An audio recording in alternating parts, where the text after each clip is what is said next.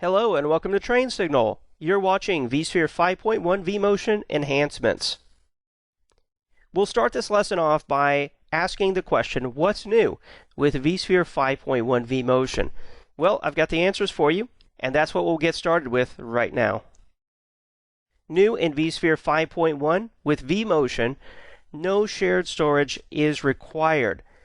How this works is a vMotion and a storage vMotion has been combined into a single step. So let's just say that you have a virtual machine stored locally on an ESXi host, and you want to vMotion it to another ESXi host with local storage. In the past, with previous versions of vSphere, that was just simply not possible. To vMotion from one host to another, you had to have shared storage in between because the virtual machine disk file would never move. That virtual machine disk file would stay on the shared storage that both the ESXi hosts had access to, and then vMotion would simply move the virtual machine's running memory from one host to another. With vSphere 5.1 and vMotion, now that shared storage is really no longer required. Of course, most enterprise data centers will still have shared storage, but this new feature of vMotion in 5.1 makes vMotion possible between two ESXi hosts with no shared storage. And again, it does it by combining a vMotion and a storage vMotion into a single step. vMotion is still available in vSphere Essentials Plus and above, and even though this feature has been enhanced, which some people are calling enhanced vMotion with vSphere 5.1, to include this additional storage vMotion capability, all of this is still possible with vMotion included in vSphere 5.1 Essentials Plus and above. With vSphere 5.1, the maximum number of concurrent vMotions per host, if you have 1 gigabit Ethernet network connections, is 4, and the maximum number of concurrent vMotions if you have 10 gig Ethernet network connections is 8. So with that, let's go over to our vSphere web client where I'll walk you through the process of testing the new vMotion enhancements with vSphere 5.1.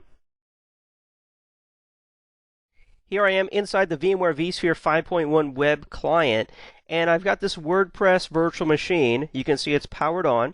It's currently running on host ESX1. And what I want to do is migrate it using vMotion to host ESX2. Now, normally, the problem with this would be that this virtual machine is running on local storage. So if I go into the related objects here and into data stores, I can see it's running on ESX1's local storage. With previous versions of vSphere, of course, you would have to first use storage vMotion to move this virtual machine into a shared data store that both of these hosts have access to, and of course you would need the storage vMotion license to do that with vSphere Standard and above, before you could then vMotion it from host ESX1 to host ESX3. So it was really a two-step process. First, move it to shared storage. Of course, you had to have shared storage, and then perform the vMotion. Now, in this case, I don't even need shared storage. I can vMotion this virtual machine on host ESX1 using local storage to host ESX3 directly to its local storage. So let's give it a shot. I'll go in here to the Summary tab. I'll go up here to Actions for this virtual machine. I'll go down to Migrate. This brings up the Migrate screen, and normally we would be given 3 options here. First, to change the host, traditional vMotion, to change the data store, traditional storage vMotion, or the new enhanced vMotion, which is to change both the host and data store at the same time. However, this host does not have vMotion enabled. That's a major problem, right? So we can actually use the Work in Progress feature. I can just save this off to the Work in Progress tab, and then we can come back to it. So let's go and check our hosts to ensure that they both have vMotion enabled. Here I'm on host ESX1.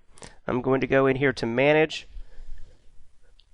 I'll go into the networking section, down to virtual adapters.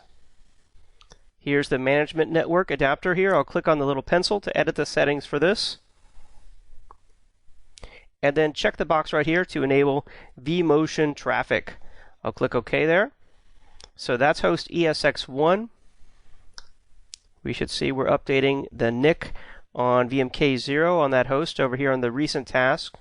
So now let's go ahead and check the same thing on host ESX3.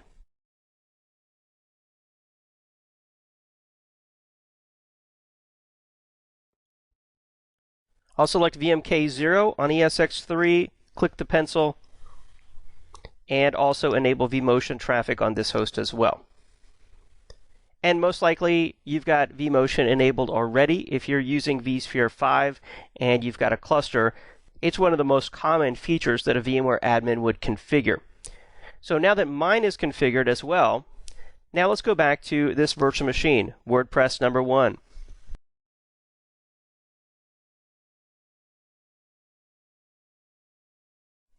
With our running task completed, if we go back here into our work in progress queue, now you can see we really have 3 options that we can actually perform. None of them are grayed out. So again, we can change the host, a traditional vMotion. We can change the data store, a traditional storage vMotion, or we can use the new enhanced vMotion, as VMware doesn't like to call it, which allows us to change both the host and the data store, eliminating the need, in this case, for shared storage. So that's the option that we're going to perform here. I'll click Next. We need to select the destination resource. In this case, it's going to stay within the same cluster.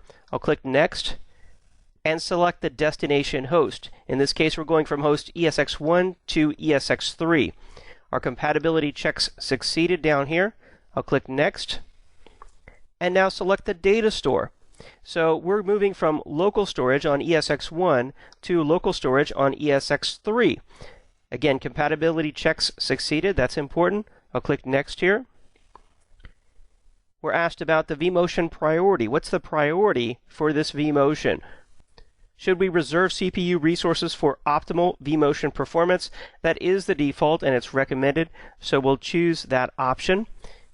If we wanted to make sure that this vMotion didn't impact other virtual machines in the cluster or on the host, let's say, we could choose to perform the vMotion with any available CPU resources. In this case, we'll reserve resources and click Next. Finally, we get to review what we're about to do. Everything looks good. I'll click Finish. And the task begins up here to relocate our virtual machine. Again, we're moving this virtual machine's storage, so the virtual disk file, from one host to another host over the network, and then also moving the running virtual machine's memory from one host to another, and then changing the registration on that host from one host to another to start running it on the new host. No shared storage is needed in this scenario, and no shared storage is used. This will take a few minutes. I'll pause the recording and be right back. As you can see, the relocate virtual machine task has completed. And if we look over here on the virtual machine, we can see it moved from host ESX1 to host ESX3. If we click on the related objects here, and then into data stores, we can see now this virtual machine's virtual disk is stored on the local storage of host ESX3. So we've successfully migrated this virtual machine using the new enhanced vMotion capabilities with vSphere 5.1. The running virtual machine moved from host to host, and the storage moved from local storage on one host to local storage on another host with no shared storage in between. With the task completed, let's go back to our slides. Besides the official VMware documentation, if you're looking for more information about the enhancements with vSphere 5.1 vMotion, I encourage you to check out this excellent post from VMware employee and VCDX, Frank Denneman. It's over at his blog, frankdenneman.nl. If we scroll down, you can see this post goes into great detail, much more detail than I could ever provide in a short lesson here covering vSphere 5.1 vMotion. So again, if you're looking for more information on vSphere 5.1's vMotion enhancements, I hope you'll check it out. And that brings us to the end of this lesson covering vSphere 5.1 vMotion enhancements. Thanks for watching.